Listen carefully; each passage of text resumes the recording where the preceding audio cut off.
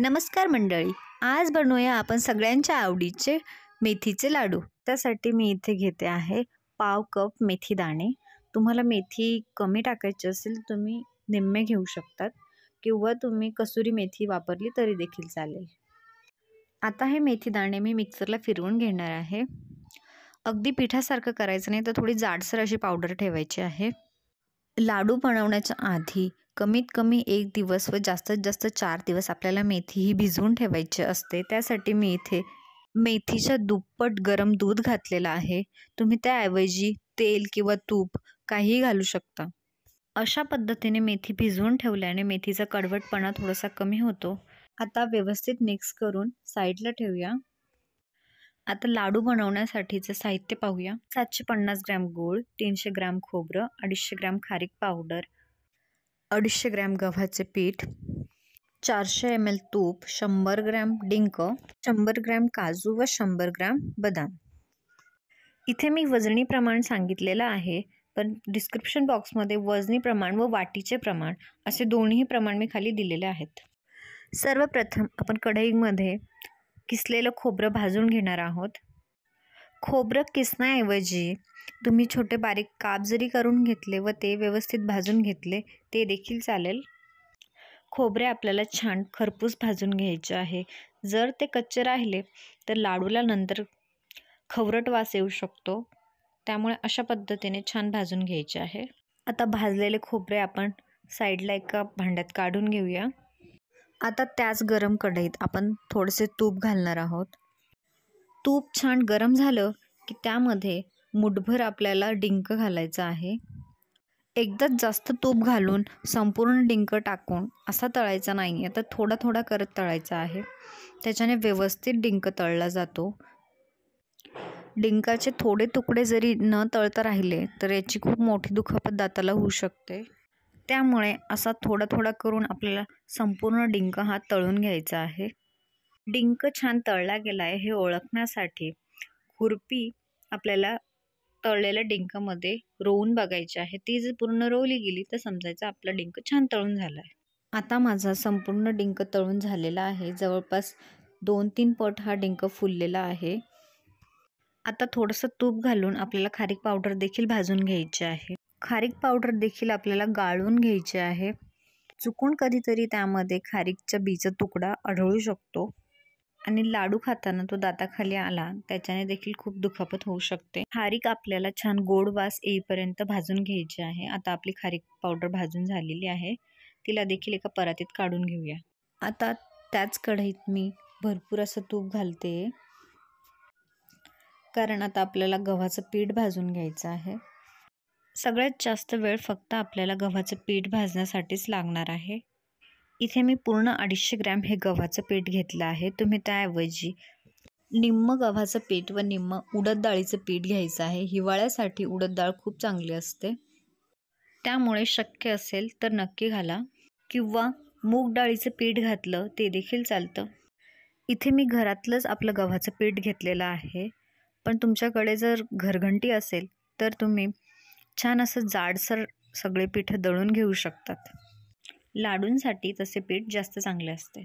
थोडं थोडं तूप घालत आपल्याला पीठ खरपूस भाजून घ्यायचं आहे। पीठ भाजण्यासाठी थोडा जास्त वेळ लागतो। इथे मला एकूण 8 ते 10 मिनटं संपूर्ण पीठ भाजण्यासाठी लागलेले आहेत। लो टू मीडियम फ्लेमवर मी हे पीठ भाजून घेते। पिठातून छान खमंग असा वास आला की समजायचं आपलं पीठ भाजून झालेलं आहे। आता पिठाला छान असं तेल सुटलेलं आहे व कलरही छान आलेला आहे। आता आपण खारीक ज्या परातीत काढून घेतली होती त्याच परातीत आपण हे पीठही काढून घेणार आहोत। आता त्याच कढईत थोडंसं तूप घालून आपल्याला ड्रायफ्रूट्सचे तुकडे केलेले आहेत मी इथे, ते भाजून घेऊ। अगदी थोडेसे भाजायचे आहेत आपल्याला। भाजून एका वाटीत आपल्याला साईडला काढून ठेवायचे आहेत ते। आता फक्त एक शेवटची वस्तू राहिलेली आहे, ते म्हणजे आपण 1 दिवस आधी भिजवून ठेवलेल्या मेथ्या। त्या आपल्याला दूध आटेस्तोपर्यंत छान अशा खरपूस भाजून घ्यायच्या आहेत। त्याच्यात मात्र अजिबात ओलावा राहता कामा नये, नाहीतर आपल्या लाडूंना बुरशी लागू शकते। अशा पद्धतीने जोपर्यंत मेथ्यांमधून तेल बाहेर येत नाही तोपर्यंत आपल्याला छान भाजून घ्यायचे आहेत व त्या देखील मिश्रणात काढून घेऊया। भाजलेले पदार्थ आपल्याला दळून घ्यायचे आहेत। सगळ्यात आधी आपण खोबरे दळून घेऊया। पण ना खूप जास्त पेस्ट करायची नाही आहे, अगदी थोडंसं फिरवायचं आहे. माझ्याकडून इथे थोडं जास्त बारीक झालं आहे, याच्यापेक्षा थोडंसं जाड ठेवलेलं अधिक चांगलं राहील. बाकी सगळ्या भाजलेल्या वस्तू ज्या परातीत काढल्या होत्या तिथेच आपल्याला हे देखील काढून घ्यायचं आहे. किंवा खोबरे दळण्याऐवजी तुम्ही बारीक चुरून घेतलं ते देखील चालेल. ते तुमच्या आवडीप्रमाणे तुम्ही कसंही करू शकतात. पण जर लहान मुलं खाणार असतील तर तुम्ही दळूनच घ्या. आता आपल्याला डिंक दळून घ्यायचा आहे. तो देखील पण छान बारीक करून घ्यायचा आहे.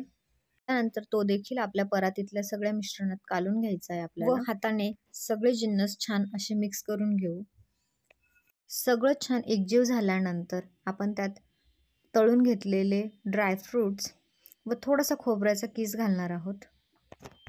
माझ्याकडून खोबरं खूप जास्त बारीक झालं होतं, त्यामुळे मी वरून खोबऱ्याचा किस घालते आहे. भाजलेला खोबऱ्याचा किस आहे, तुम्ही नाही घातलं तरी चालेल. आता व्यवस्थित मिक्स करून घेऊ. आता आपलं मिश्रण तयार आहे लाडू बनवण्यासाठी. त्यासाठी आपण पाक तयार करून घेऊया आधी. आता कढईमध्ये 750 ग्रॅम गूळ घातलेला आहे व त्यात थोडंसं पाणी घालून आपल्याला छान असा एकतारी पाक तयार करून घ्यायचा आहे. तुम्ही हेच लाडू पाक न तयार करता देखील करू शकतात. त्यासाठी ज्या वेळेस आपण मिश्रणात ड्रायफ्रूट्स घालून घेतले होते त्याचवेळी ड्रायफ्रूट्स न घालता तुम्ही त्याच्यात हा संपूर्ण गूळ घालायचा आहे व मिक्सरला थोडंसं फिरवून घ्यायचं आहे व त्यानंतर ड्रायफ्रूट्स घालून त्याचे लाडू वाळले की आपले बिगर पाकाचे लाडू तयार होतात. दोघांमध्ये अगदी थोडा फरक आहे. पाकाचे लाडू हे तिळाच्या लाडूप्रमाणे थोडेसे कडक असतात, तर विना पाकाचे लाडू हे रव्याच्या लाडूप्रमाणे थोडे ठिसूळ असतात. आता आपला एकतारी पाक तयार झालेला आहे. लाडू वाळायला सुरुवात करण्याआधी मी संपूर्ण मिश्रणाचे 2 भाग केलेले आहेत व आता अर्धा पाक हा एका भागात टाकायचा आहे आपल्याला. पाक आत्ता खूप जास्त गरम आहे, त्यामुळे आपल्याला हात अजिबात लावायचा नाही आहे. कशाच्या तरी साहाय्याने आपण त्याला मिक्स करून घेणार आहोत. पाक थोडा गार झाल्यानंतर हाताच्या साहाय्याने आपण त्याला छान मिक्स करून घेणार आहोत. सगळ्या मिश्रणात एकदाच पाक घालायचा नाही, कारण पाक नंतर कोरडा होतो व एवढे लाडू एकाच जणाकडून वाळले जात नाही. त्यामुळे थोड्या थोड्या मिश्रणात पाक घालून मग वाळायचे. आता लाडू वाळताना थोडंसं मिश्रण हातावर घेऊन अशा पद्धतीने चोळून मग लाडू वाळायचा, जेणेकरून लाडूला क्रॅक जात नाही व लाडू गुळगुळीत दिसतो. अशा पद्धतीने आपण सगळे लाडू वाळून घेऊया. आता आपल्या पहिल्या बॅचचे सगळे लाडू वाळून झालेले आहेत. आता दुसऱ्या बॅच सुरुवात करूया. त्यासाठी मी आता परत पाक हा गरम करण्यासाठी ठेवला आहे व तशाच पद्धतीने आता हेही लाडू वाळून घेणार आहोत. लाडू करताना शेवटपर्यंत थोडा पाक हा काढून ठेवायचा. इथे अचानक माझं पार्सल आलं आणि केलेलं मिश्रण हे कोरडं झालं.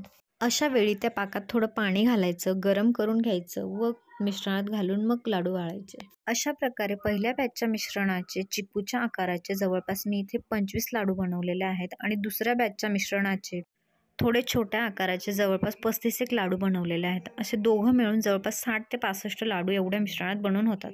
आता लाडू जर डेकोरेट करायचे असतील अशा पद्धतीने थोडासा पाक हा वरच्या बाजूने लावून घ्यायचा आहे. इथे मी बारीक केलेलं खोबऱ्यामध्ये अशा पद्धतीने बुडवून घेत आहे. त्याऐवजी रोस्टेड बारीक केलेला पिस्ता किंवा कुठलेही रोस्टेड बारीक केलेले ड्रायफ्रूट्समध्ये तुम्ही बुडवून कुठलीही मिठाई अशा प्रकारे डेकोरेट केलेली खूप छान दिसते. यासाठी मी इथे थोडे लाडू डेकोरेट करून घेतले आहे. तुम्ही देखील नक्की ट्राय करा.